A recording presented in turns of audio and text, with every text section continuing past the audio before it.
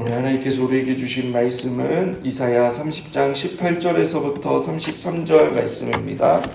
이사야 30장 18절에서부터 33절 말씀 우리 합독하겠습니다. 시작. 그러나 여호와께서 기다리시나니 이는 너희에게 은혜를 베풀려 하심이요 일어나시리니 이는 너희를 긍휼히 여기려 하심이라.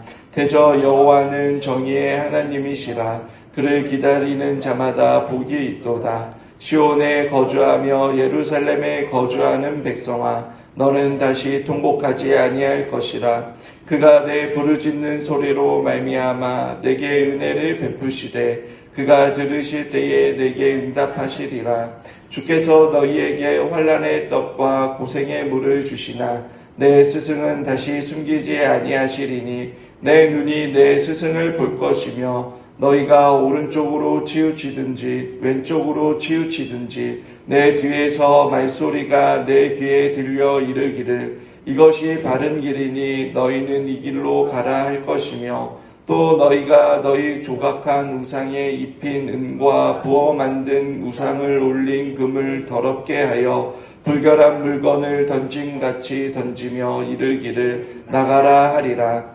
내가 땅에 뿌린 종자에 주께서 비를 주사 땅이 먹을 것을 내며 곡식이 풍성하고 기름지게 할 것이며 그 날에 내 가축이 광활한 목장에서 먹을 것이요 밭가는 소와 어린 나귀도 키와 새소랑으로 까부르고 맛있게 한 먹이를 먹을 것이며 크게 사륙하는 날 망대가 무너질 때에 고산마다 중명마다 그 위에 개울과 시냇물이 흐를 것이며 여호와께서 자기 백성의 상처를 싸매시며 그들의 맞은 자리를 고치시는 날에는 달빛은 햇빛 같겠고 햇빛은 7배가 되어 7날의 빛과 같으리라.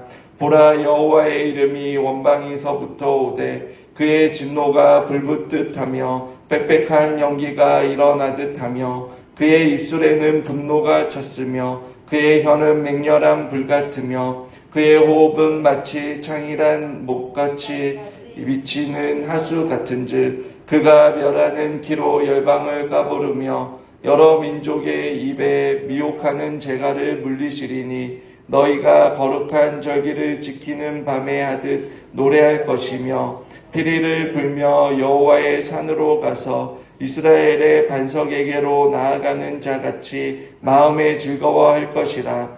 여호와께서 그의 장엄한 목소리를 듣게 하시며 혁혁한 진노로 그의 팔에 치심을 보이시되 맹렬한 화염과 폭풍과 폭우와 우박으로 하시리니 여호와의 목소리에 앗수르가 낙담할 것이며 주께서는 막대기로 치실 것이라.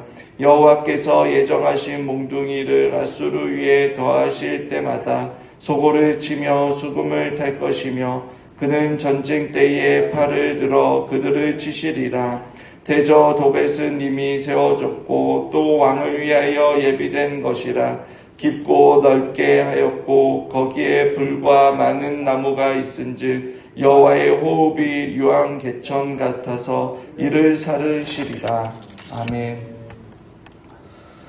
매일 성경 오늘 본문의 제목이 기다리시는 하나님입니다. 기다림이라는 그 제목을 보면서 문득 어렸을 때 듣고 또렷하게 후렴 부분 가사만 기억에 남는 가요가 생각났습니다. 가수 이상우의 그녀를 만나기 전 100m라는 곡입니다. 가사의 후렴 부분을 보면 장미꽃 한 송이를 안겨줄까, 무슨 말을 어떻게 할까, 머릿속에 가득한 그녀 모습이 조금씩 내게 다가오는 것 같아. 마음에 든 여인을 세 번째 만나러 가는 남성의 모습을 마치 영화의 장면처럼 생각나게 하는 90년대의 대표곡입니다. 여인을 만나기 위해 가는 남성의 설레는 마음을 너무나 잘 표현한 곡입니다.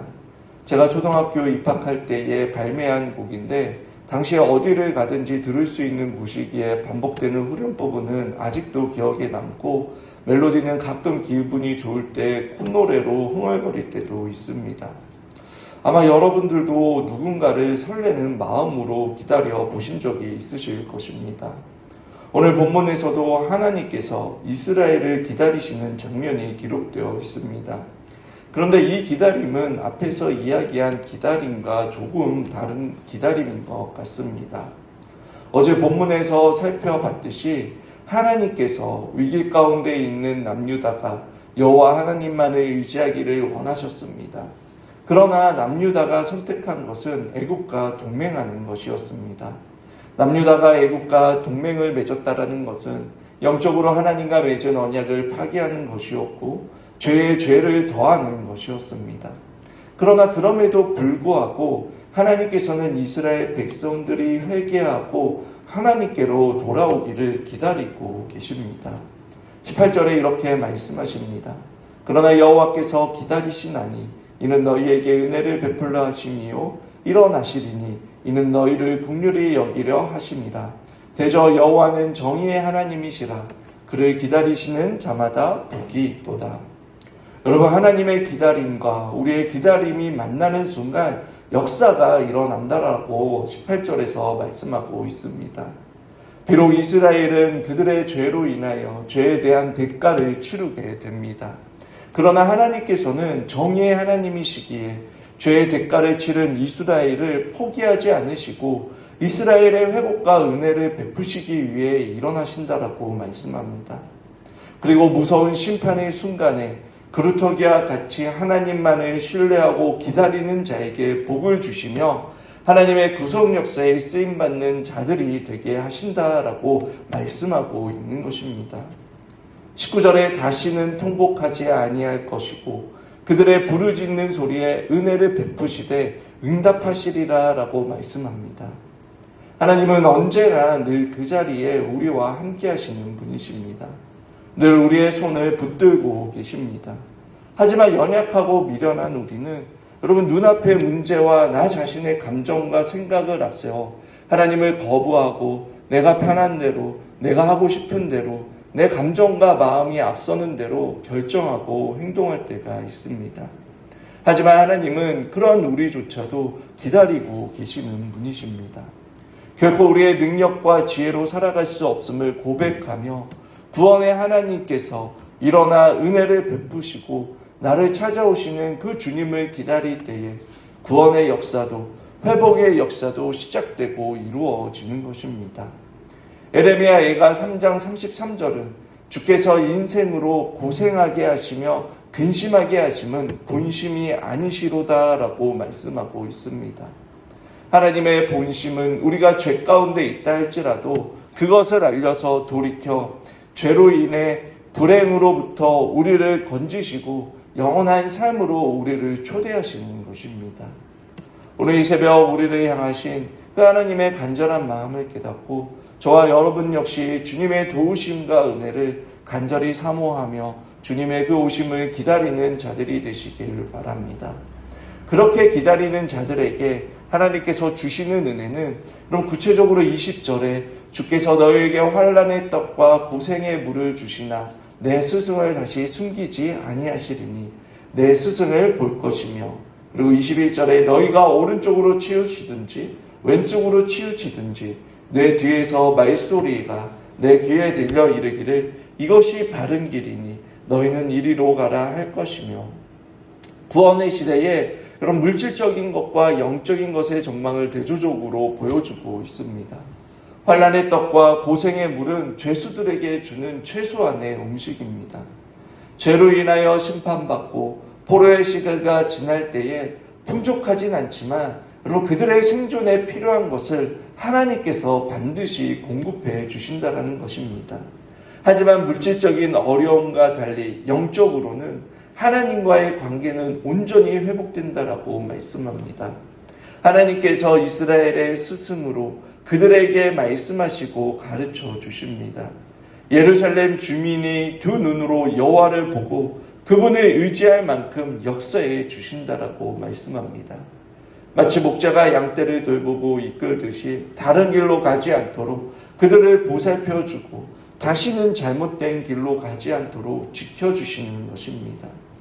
22절에 다시 우상 숭배에 빠지지 않고 불결한 물건을 내던져 버리듯이 단호하게 우상을 거부할 수 있도록 해주십니다. 다시 하나님의 그 사랑과 구원의 은혜가 얼마나 큰 것인지를 알게 하시는 것입니다. 진노 아래 살았던 이전 시대와 완전히 결별할 정도로 크신 하나님의 사랑을 알게 하시는 것입니다. 구원의 시대에 시온과 예루살렘에 거주하는 백성, 즉 하나님 나라의 백성들은 여러분 9절에 여호와의 법을 듣기 싫어하는 자식들과 대비되는 그러한 삶을 살아가게 되는 것입니다. 그리고 더 나아가 하나님께서는 최소한만 공급하시고 우리로 하여금 그것에 만족하게 하시는 분이 아니십니다. 하나님과의 관계가 온전히 회복되며 우리를 점점 더 풍성하게 하시는 분이십니다. 23절에 내가 땅에 뿌린 종자에 주께서 비를 주사 땅이 먹을 것을 내며 곡식이 풍성하고 기름지게 할 것이며 그날에 내 가축이 광활한 목장에서 먹을 것이요. 여러분, 이 말씀은 우리가 하나님의 영광과 뜻을 위해 살아갈 때에 심지어 우리가 그리스도의 고난에 동참하여 고난을 받는다 하더라도 그 모든 수고가 결코 헛된 것이 되지 않도록 해주신다는 것입니다. 그뿐 아니라 25절에 우리를 억압하는 대적들을 물리쳐 주시고 자유와 생명을 주십니다. 크게 사륙하는 날에 망대가 무너질 고산마다 중력마다 그 위에 개울과 시내를 흐르게 할 것이며 라고 말씀합니다. 그 26절에 하나님의 백성의 상처를 어루어 만져 주시고 치유해 주십니다. 본문에서 7배와 7날의 빛은 완전한 치유를 의미합니다. 누가 우리의 완전한 치료자가 되십니까? 바로 예수 그리스도이십니다.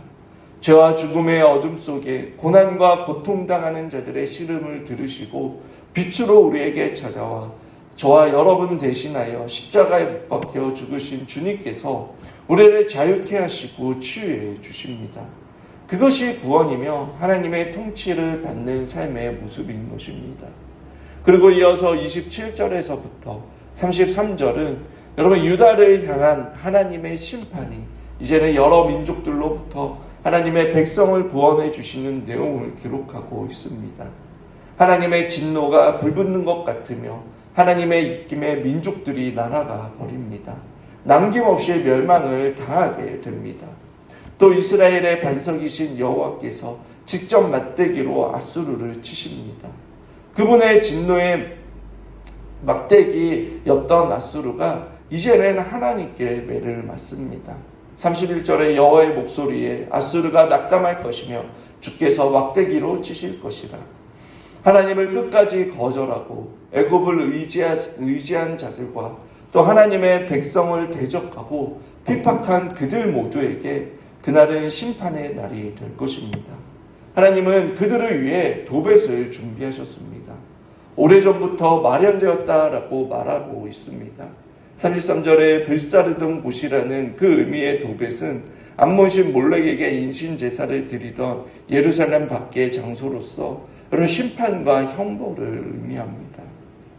아수르의 위협 앞에 유다는 애굽의 손을 내밀었습니다. 우리를 두렵게 하거나 아직 영적인 성장을 위해 놓지 못한 여러분, 저와 여러분의 그 우상은 무엇입니까? 갑자기 찾아오는 여러 가지 위협과 어려운 순간들의 그 인생의 고난이 우리에게 찾아올 수도 있습니다. 이러한 순간에 우리는 어떻게 해야 할까요? 눈에 보이는 것에 손을 내미지 말고 우리를 지으시고 가장 잘 아시고 좋은 것을 주시기를 원하시는 그 하나님 아버지께로 나아간다면 그분께서 반드시 우리를 좋은 길로 인도해 주시고 그럼 우리를 지키시고 풍성한 은혜로 채워주실 것입니다.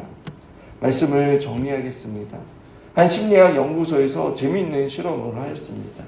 엘리베이터가 여러분 너무나 늦게 운행한다라는 그 불만을 가진 건물의 문제를 해결하기 위해 두 가지 방안을 검토했습니다. 하나는 많은 돈을 들여 엘리베이터를 속도를 빠르게 개조하는 것이었고, 다른 하나는 여러분 엘리베이터 그 승강장 벽면에 큰 거울을 설치하는 것이었습니다. 결국 거울을 설치하는 것을 결정했는데 놀랍게도 늦게 운행한다라는 그 불만이 거짓말처럼 사라졌습니다. 사람들은 거울 속 자신의 모습을 정돈하고 바라보느라 그럼 기다리는 시간 자체를 즐긴 것이었습니다. 기다림의 그 절대적인 시간이 바뀐 것이 아니라 그 시간 동안 어떻게 행동하고 바라보느냐에 따라 기다림의 의미가 완전히 달라지는 것입니다. 우리의 영적인 기다림도 이와 같습니다. 때로 하나님이 우리를 기다리게 하시는 시간은 우리를 방치하시는 낭비하는 그러한 시간이 아닙니다. 내 안의 우상과 애굽을 바라보았던 그 시선을 거두고 은혜를 베풀고자 서 계신 그 하나님의 얼굴을 바라보는 거울과 같은 시간입니다.